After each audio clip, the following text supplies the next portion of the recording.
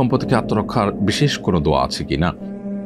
উত্তর হলো যে ভূমিকম্প হলে একজন ঈমানদার আল্লাহর উপরে পরিপূর্ণভাবে তাওয়াক্কুল করবে, ভরসা করবে এবং আত্মরক্ষার জন্য সংশ্লিষ্ট বিষয়ে যারা বিশেষজ্ঞ আছেন তারা যে সমস্ত পরামর্শ দিয়ে থাকেন সেগুলোকে তারা আমল নিয়ে নিজেকে নিরাপদে রাখার চেষ্টা করবেন।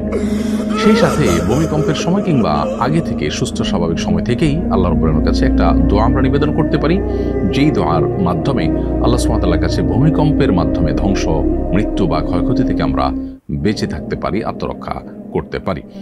দোয়াটি নবী সাল্লাল্লাহু আলাইহি ওয়াসাল্লাম পাঠ করতেন, সেটি হলো আল্লাহুম্মা ইন্নী আউযু বিকা মিনাত তারাদ্দি ওয়াল হাদাম ওয়াল গারাক ওয়াল হারাক।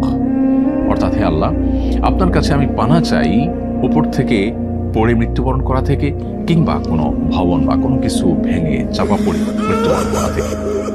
এখানে পরিষ্কারভাবে যে দোয়া করা হয়েছে তার মাধ্যমে ভূমিকম্পের মৃত্যু বা ভূমিকম্পে ক্ষতিগ্রস্ত হয়ে মৃত্যুবরণ করা থেকে বাঁচার সুস্পষ্ট দোয়া আল্লাহর কাছে রয়েছে। অতএব এটিকে আমরা নিবেদন করতে পারি এবং স্বাভাবিক অবস্থাতে এটি আমরা বারবার করে আল্লাহ তাআলার কাছে পড়তে থাকতে পারি। পরিবারের সব সদস্যদেরকে আমরা শিখিয়ে দিতে পারি, আল্লাহুম্মা ইন্নী আউযু বিকা মিনাত তারাদ্দি ওয়াল হাদাম ওয়াল গারাক ওয়াল হারাক।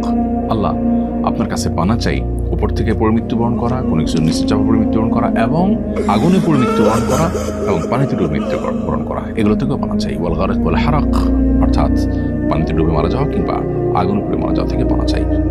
ওয়াউযু বিকা আন ইয়াতাখাব্বাতানি আশ-শায়তান ইনদাল মাউত। আর মৃত্যুর সময় শয়তান আমাকে প্ররোচিত করে, প্রতারিত করে, ওয়াসওয়াসা দিয়ে, কুমন্ত্রণা দিয়ে বিভ্রান্ত করে বেঈমান করা থেকে আপনার কাছে পানা চাই। ওয়াউযু বিকা আন আমুতা ফি সাবিলিকা মুদবিরা আও আমুতা লাদিগা। এবং আপনার রাহে কখনো জেহাদে গেলে আমি যেন পেছনে ফিরে না আসতে হয়, বরং আমি যেন জেহাদের সামনের দিকে অগ্রসর হতে পারি এবং আমি যেন কখনো সাপের দংশনে মৃত্যুবরণ না করি।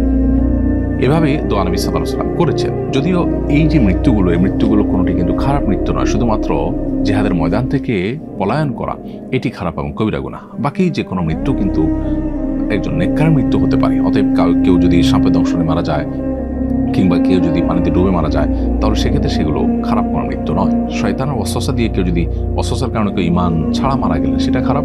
আবার সেই সাথে কেউ যদি আল্লাহর রাহে জিহাদ থেকে পলায়ন করেন সেটা খারাপ। এর বাইরে বাকিগুলো কিন্তু স্বাভাবিক। তারপরেও আমরা সুস্থ স্বাভাবিক সময় আল্লাহর কাছে তওবা করে ভালোভাবে মৃত্যুবরণ করতে চাইব। কোনো ভবনের নিচে চাপা পড়ে, কোনো কঠিন পরিস্থিতিতে পড়ে ধুকে ধুকে মারা যাওয়া এটা নিশ্চয়ই কারোর কাঙ্ক্ষিত বিষয় হতে পারে না। অতএব আমরা আল্লাহ তাআলার কাছে দোয়া করব। এরপর যদি আল্লাহ না করুন কাউকে আল্লাহ তাআলা ধরনের পরিস্থিতিতে ফেলেন, তাহলে তিনি সবর করবেন এবং প্রত্যেকটা কষ্টের বিনিময় আল্লাহ তাআলা বান্দাকে দিয়ে থাকেন। অতএব সবর করতে পারলে তিনি বিনিময় লাভ করবেন। আমি আবারও দোয়াটি বলছি, আল্লাহুম্মা ইন্নী আউযু বিকা মিনাত তারাদ্দি ওয়াল হাদাম ওয়াল গারাক ওয়াল হারাক ওয়া আউযু বিকা আন ইয়াতাখাব্বাতানি আশ-শায়তানু ইনদাল মাউত ওয়া আউযু বিকা আন আমুতা ফি সাবিলিকা মুদবিরা আও আমুতা লাদিগা। দোয়াটি অত্যন্ত অর্থবহ। আল্লাহর রাহে থেকে আমরা পিছপা হয়ে পলায়ন করতে গিয়ে মারা যাওয়া এবং শয়তানের ওয়াসওয়াসা এটা নিয়ে মারা যাওয়া অত্যন্ত খারাপ এবং গর্হিত। আল্লাহ আমাদের সব ধরনের এই মৃত্যুগুলো থেকে হেফাজত করুন এবং স্বাভাবিক ঈমানের সাথে নেককারদের মৃত্যু আল্লাহ তাআলা আমাদের সবাইকে নসিব করুন। ভূমিকম্পের সময় বাড়ি ভেঙে যদি কোনো মানুষ মারা যায়, তাহলে বাড়ির মালিক ক্ষতিপূরণ দিতে বাধ্য হবে কিনা? উত্তর হলো যে প্রথমত দেখতে হবে যে ভূমিকম্পে যে বাড়ি ক্ষতিগ্রস্ত হয়েছে সেখানে বাড়ি নির্মাণে কোনো ভায়োলেশন হয়েছে কিনা, সেখানে বড় ধরনের ত্রুটি ছিল কিনা। যদি এমন হয় যে যিনি বাড়ি তৈরি করেছেন, বাড়ি মালিক, তিনি ত্রুটিপূর্ণ বাড়ি তৈরি করেছেন, নকশার বরখেলাফ করেছেন, প্রচলিত নিয়মের ব্যত্যয় ঘটিয়েছেন, নিজের মন মতো করেছেন এবং তার এই কর্মকাণ্ডের মধ্য দিয়ে মানুষের জীবনকে হুমকির মধ্যে তিনি ফেলেছেন।